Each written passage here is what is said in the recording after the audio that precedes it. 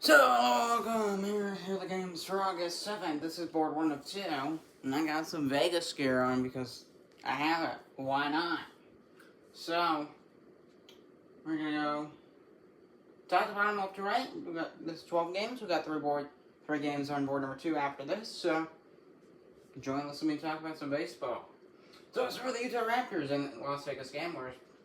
So, pretty close one initially to start off, but Utah just kind of stagnated, it seems like.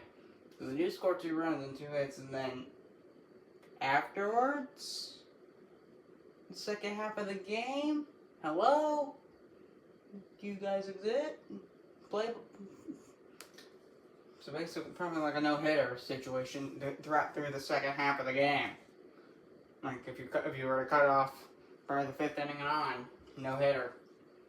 2 runs, 2 hits, and an error for the Raptors, and they give up 8 hits, and 5 runs are scored by the Las Vegas Gamblers. Gamblers played their hand pretty well in this series, and they win the series 2-1. So it's a good job there for the Gamblers here. Which, this is a battle of 2 teams who aren't very good. Just if you look at the numbers, because the Raptors are 24-30. Vegas is 23-32, so yeah, neither of them are great teams, because they lose a decent amount of games. But the Gamblers jump out and win this series 2-1. So that way, we head east. The New Orleans Gators hosting a team from the west, the San Francisco Firebirds, so New Orleans here. In San Francisco, pretty close one through and through. Firebirds sitting a little bit more, and then they get that extra run, and then they win 5-4. Pretty good job with the Firebirds offensively. New Orleans, very sure this could have gone in favor of New Orleans pretty easily. But the Firebirds win it 5-4. No errors in this game, and they lead the series 2-0. They're looking for the sweep. The land of the Montreal Expos and the Texas Twisters. Texas Twisters here, 14 hits. Really good job getting those hits in. And that might have won the game just because their offense was very consistent throughout the game, and they win 6-4. They get those 2 extra runs they need, and they shut down Montreal late in the ballgame to secure the win, to tie the series at 1. Pretty close game there, and good job, Texas. We'll see who wins the series. Then we head to Tampa Bay and Toronto, and oh boy, almost a no-hitter. 3 hits allowed for Tampa Bay. 3 hits. 3. Just 3. Pretty close. Well, pretty much a no-mercy game. Pretty much. 15 runs on 16 hits for the Toronto Huskies. They took full advantage, and they're going to win this series by taking games 1 and 2. There isn't much else to say besides absolute blowout.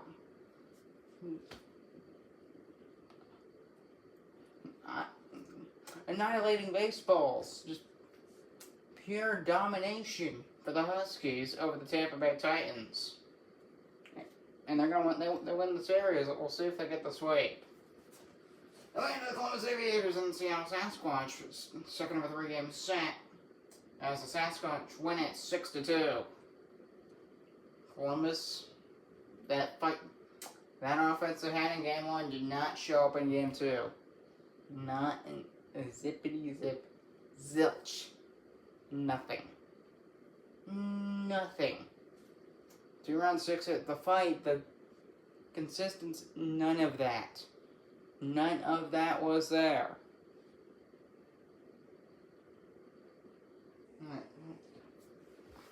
Hold on, I might have put the wrong...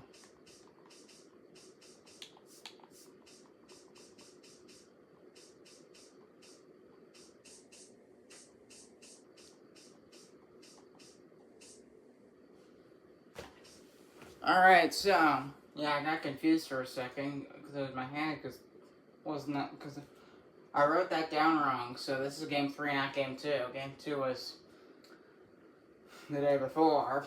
That was the 6th. This is for August 7th. So the Seattle Sasquatch wins 6-2, as I said earlier. These are zeros. I didn't fill in. So the Aviators 2 runs, 6 hits, and that's it.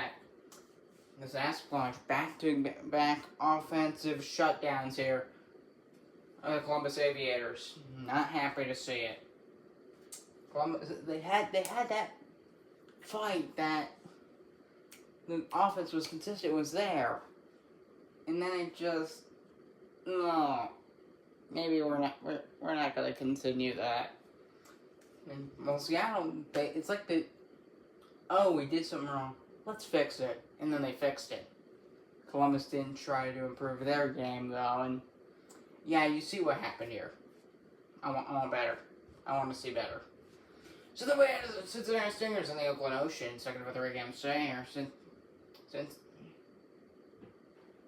we got that backwards. So we got a couple things backwards in this. Alright, so I fixed it. So, here's what actually happened. So Oakland did not win the first 2 games of the series, but Cincinnati won Game 2 at the same time. That's not what happened. That was confusing. So what actually happened is Oakland took the first 2 games of this series. This is Game 3. Cincinnati, they were able to avoid a sweep by some productive hits. Good hits. Better hits. No more, not bloop singles. Home runs, doubles, triples, all that. And they're producing runs. And the Oakland Ocean, I mean, they had their fight, 3 runs, 9 hits, but they couldn't bring another run home. Cincinnati does a great job shutting them down, late in the ninth, and they win 4-3,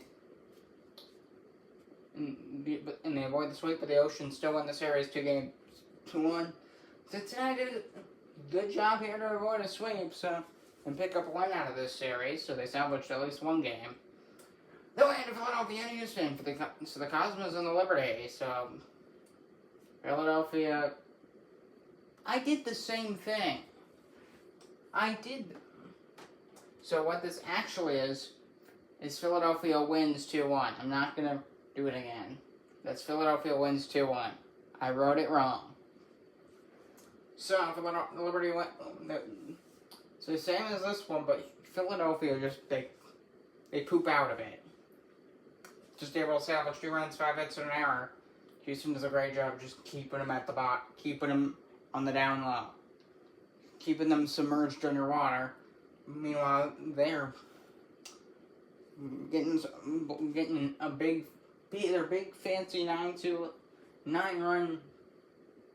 runs scored. That's a 7-run lead over Philadelphia to win the game. And they salvage 1 out of this series just like Cincy, but in a much more drastic way. So then we had the second of the 3-game series, the San Diego Seals and the Albuquerque Aliens. I just covered Game 3. So Seals tied the series and won in a big way with a big response after losing 4-2. 14 hits, 9 runs scored, and they hold the Aliens to 5 runs on 7 hits. An error for each team. Big response. They're losing 4-2, and then tomorrow morning I'll cover what happens after the fact. Then we had the Detroit Motors and the Vancouver Grizzlies, second of a 3-game set, back-to-back. Vancouver's on a winning streak. They're getting the job done. Getting that job done as a win 8-1 over the Detroit Motors. Their second one in a row, but the 4th or 5th win in a row overall for Vancouver.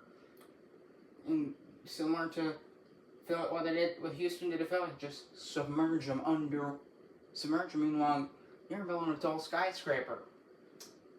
And that's what the Grizzlies did. 8 runs, 9 hits, and an error.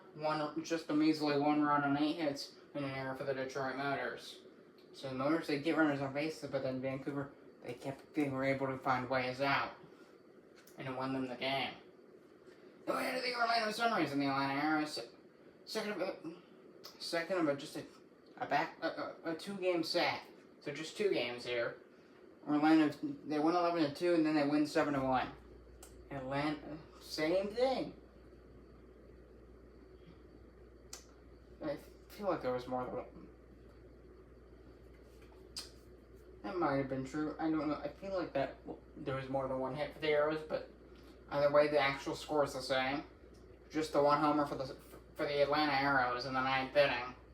Because I covered this. This is the one I covered. The Atlanta was just the one run, so they avoided a shutout. And the Orlando State Sunrise, they score 18 runs, 18 to 3. Big 2-game win over the Atlanta. They make big gains in the Southeast, and maybe is this a sign they start clawing their way out? I have no idea, but we'll see. Now into the New York Sailors and the Washington Monuments, second of a 3-game series, back-to-back wins for New York. And it was the Sailors, the 5-3 win of the Monuments. 5 runs on 10 hits, so they're getting productive hits too. And the Monuments struggling a bit offensively, 3 runs, 8 hits, and an error. Sailors back-to-back wins. We'll see if they get the sweep. They lead the series 2-0. Then we into the final game of the sport, the Chicago Railers and the Portland Anchors. Portland struggling. They're on the 4 hits. A really good pitching duel. Good job by the Chicago pitching staff and defense. Shut them out 2-0 to keep Portland Anchors to 4 hits. Not that far from a no-hitter. 2 runs, 7 hits for the Railers. And that's all they need to win. They win 2-0. Series tied at 1. See you for board number 2. So here's board number 2.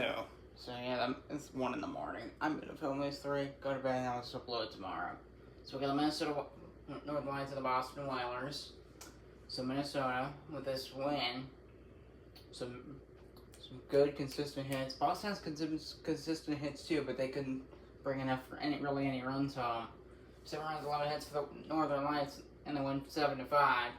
The Whalers, they got like a runner, 2-3 runners on base. Gone. They blew it. That's what happened with the Whalers.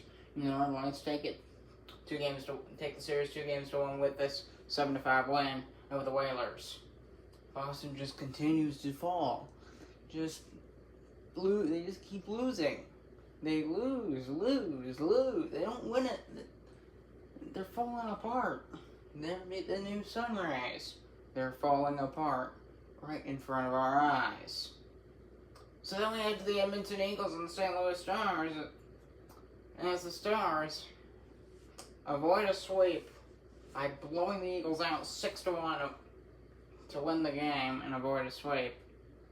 And Edmonton they kind of just took the night off. 1 run, 8 hits. They got some hits, but Stars did a great job shutting them down.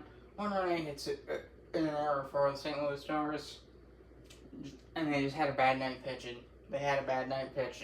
And in St. Louis, they had a good night pitching and results in that score.